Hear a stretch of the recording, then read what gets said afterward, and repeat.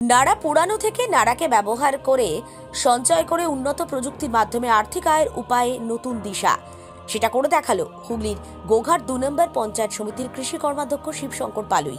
দেখুন, আমরা ছবিটা তুলে ধরছি নিউজ বাংলা দিশার পর্দায়। মেশিনের মাধ্যমে কিভাবে নাড়াকে সুন্দরভাবে সঞ্চয় করে রাখার দিশা দেখাচ্ছে। ডিজিটাল যুগে নিত্য নতুন ধান কাটার মেশিন আর তার মাধ্যমে একের পর এক প্রযুক্তির আগমন। এই মেশিনের মাধ্যমে ধান কেটে নাড়া জমিতেই ফেলে রেখে দেওয়া হতো। এরপর চাষিরা সেই নাড়া পুড়িয়ে দিত চাষের জমিতে। ফলে উর্বরতা একদিকে জমির কমে যেত, অন্যদিকে দূষণ বাড়ত। সেসব থেকে মুক্তি পেতে নাড়াকে পুনর্ব্যবহার করার নতুন দিশা মিলল উন্নত মানের মেশিনে। এতে আর্থিক উপায়েরও একটা দিক প্রান্ত খুলে গেল।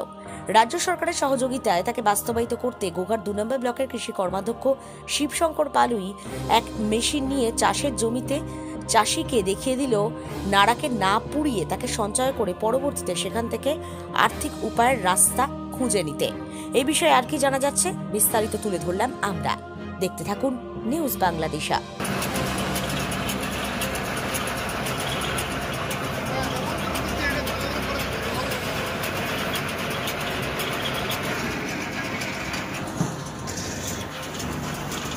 পশ্চিমবঙ্গ সরকারের কৃষি দপ্তরের উদ্যোগে স্টপ বেলারের মাধ্যমে মাঠের যে নাড়া পোড়ানো হয় সেই নাড়া যাতে না পোড়ায় এবং সেই নাড়াকে সংরক্ষণের জন্য যে পদ্ধতি সেটা আজকে দেখানো হলো চাষিদের মাঝে।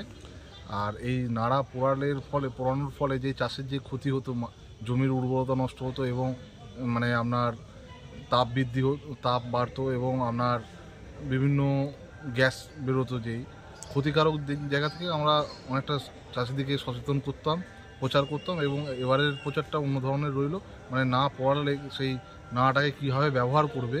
এর ফলে আপনার চাষিরা উপকৃতও হবে। এই যে আপনার স্টপ বেলারের মাধ্যমে ওরা নাড়াটাকে যেভাবে প্যাকিং করছে, এটাকে ওরা পরে কিন্তু কোথাও বিক্রিও করতে পারবে এবং এর ফলে ওরা তার বিনিময়ে ওরা কিছু মূল্যও লাভ করবে। এবং এইগুলো কি গবাদি পশুর খাবার হিসেবে ব্যবহার করা যেতে পারে? গবাদি পশুর খাবার হিসেবেও হবে এবং বিভিন্ন পেপার মিলেতেও এটা বিক্রি করা যাবে। কোথায় করলেন আজকে? এটা হলো ফুলুই ১ নম্বর গ্রাম পঞ্চায়েতের অধীনে। আপনার সম্ভবত ওটা যারা ফুলুই ১ নম্বর গ্রাম পঞ্চায়েতের অন্তর্গত বিভিন্ন মাঠে এই প্রদর্শনীটা। চাষিরা এই যন্ত্র কিভাবে পাবে? চাষিরা এই ধরুন আজকে যে যন্ত্রটা নিয়ে দেখানো হলো, এটা অলরেডি আপনাদের পশ্চিমবঙ্গ কৃষি দপ্তরের একটা ফার্মিং সেল বলে একটা অনলাইন আছে, সম্ভবত ওটা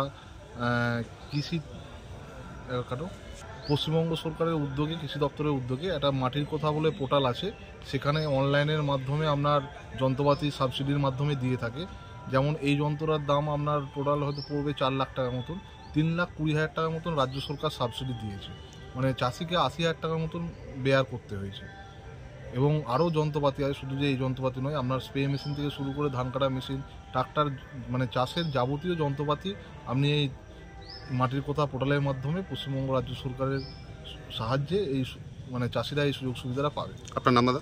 আমার নাম শিবশঙ্কর পালুই, আমি গোঘাট কৃষি কর্মাধ্যক্ষ।